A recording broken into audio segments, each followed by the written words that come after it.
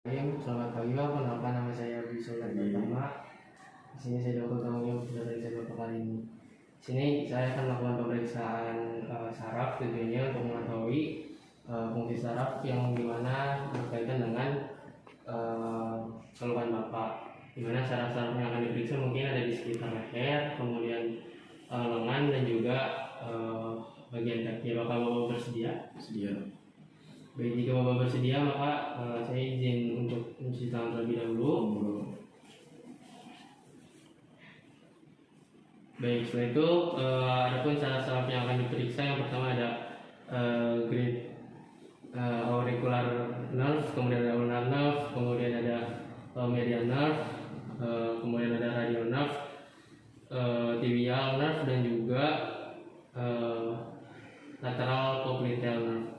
Yang pertama untuk greater auricular nerve, pasien dengan dokter duduk berhadapan, kemudian minta pasien untuk menengok kiri. Pak boleh menengok ke sebelah kiri Pak.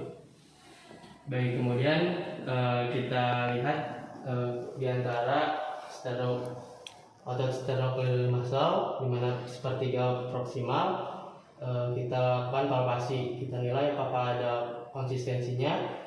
Apakah nyeri Pak? Enggak. Baik, kemudian jika tidak ada, kita lakukan pada sisi sebelahnya. Boleh menghadap ke kanan Pak. Lakukan yang sama. Kemudian kita bandingkan kedua sisi, lalu kita catat apakah ada rasa sakit, konsistensi, dan juga apakah ada pembengkakan atau tidak. Selanjutnya yaitu ulnar nerve, di mana kita memegang tangan pasien dan pastikan tangan pasien dalam keadaan relax ya Pak. Baik, setelah itu kita lakukan, kita pegang, kita rasakan saraf di siku antara tulang olecranon dan epicondylum. Kemudian lakukan dengan 3 jari, lalu kita rasakan. Setelah itu kita catat apakah ada pembesaran, kemudian apakah ada nyeri tidak Pak? Kayak ada sakit, lalu konsistensinya bagaimana? Kita lakukan hal yang sama di tangan kiri. Baik, setelah itu selanjutnya yaitu medial nerve, di mana kita luruskan pergelangan tangan pasien, lalu kita raba saraf pada middle sama pada sisi yang lainnya, di mana luruskan pergelangan tangan, lalu kita lakukan pengecekan di middle pergelangan tangan. Apakah ada rasa sakit tidak Pak? Lalu kita bandingkan di antara kedua sisi. Setelah itu lateral popliteal nerve, di mana pasien duduk berhadapan dengan dokter, lalu pastikan dalam keadaan rileks dan kaki menggantung. Boleh dinaikkan sedikit Pak?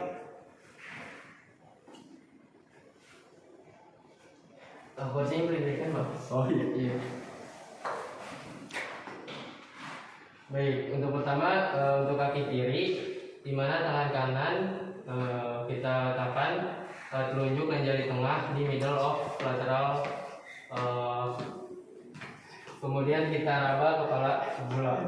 Setelah itu kita raba 1 cm ke arah belakang, lalu kita evaluasi apakah ada nyeri Pak? Tidak ada. Kemudian apakah kita rasakan apakah ada konsistensinya, kemudian ada pembengkakan atau tidak. Kita lakukan yang sama di sisi satunya. Ada nyeri tidak Pak? Tidak ada. Baik, kita catat temuan yang kita temukan.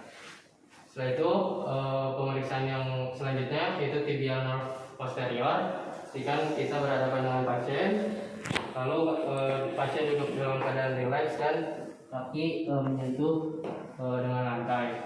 Lalu kita palpasi saraf di bawah dan juga di belakang medial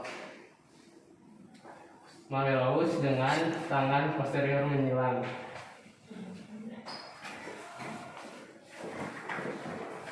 Lalu kita rasakan Apakah ada nyeri Pak?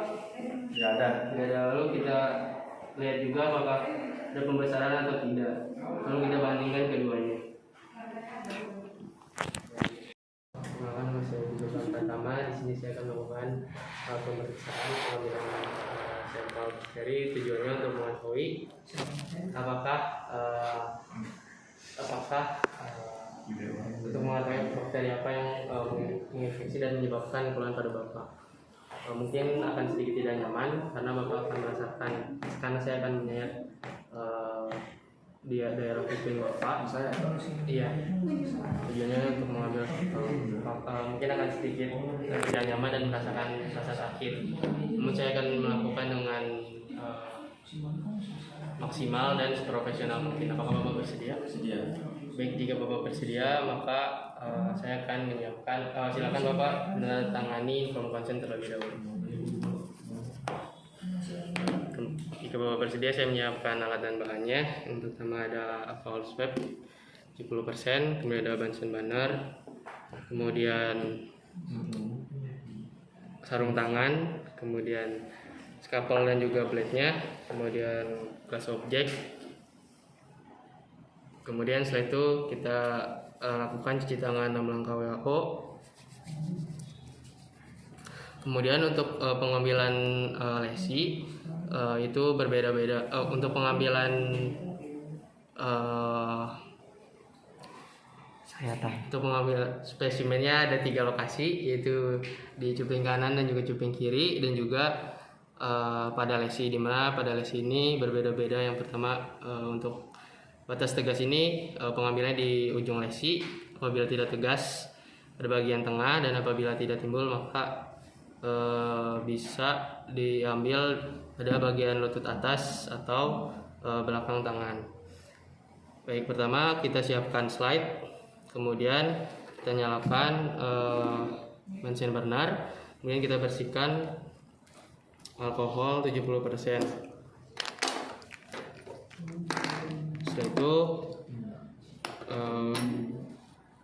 Setelah itu kita fiksasi di api, lalu jangan sampai slide menyentuh dengan tangan.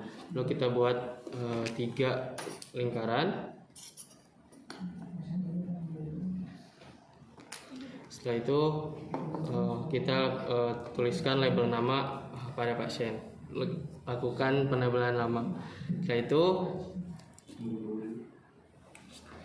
Setelah itu kita siapkan scalpel, di mana kita pasang pisau yang baru pada pasien yang baru. Setelah itu kita pakai needle holder dan tempatkan pisau, lalu jangan sampai menyentuh apapun.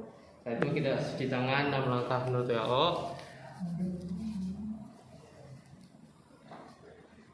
Lalu menggunakan sarung tangan.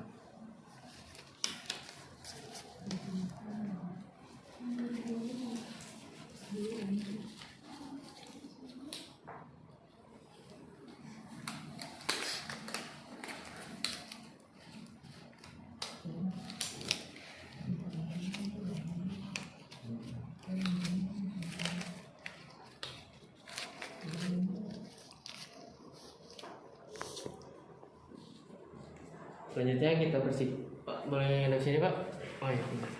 Pertama untuk telinga kiri kita bersihkan cuping telinga menggunakan kapas alkohol.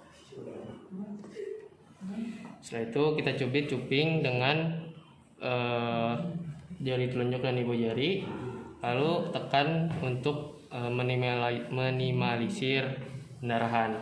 Kita tunggu 2 detik. Kita tunggu sekitar 2 detik. Setelah itu kita lakukan sayatan.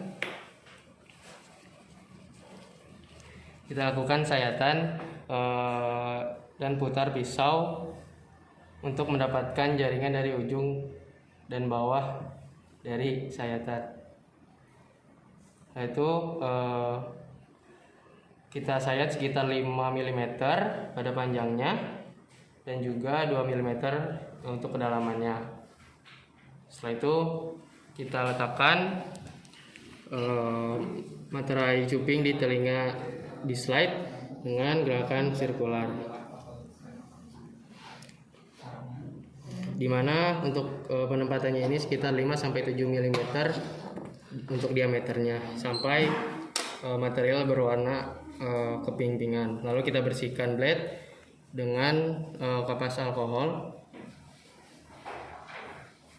lalu kita bersihkan dengan fiksasi di Bunsen burner, namun tidak sampai merah. Setelah steril kita letakkan dan jangan menyentuh apapun. Setelah itu kita lakukan prosedur yang sama pada telinga sebelahnya. Lalu kita keringkan slide dan diamkan selama 5 menit. Setelah itu kita lakukan fiksasi. Setelah itu kita isi foam dan juga kirim spesimen ke lab untuk identifikasi Mycobacterium leprae. Sekian, alhamdulillah.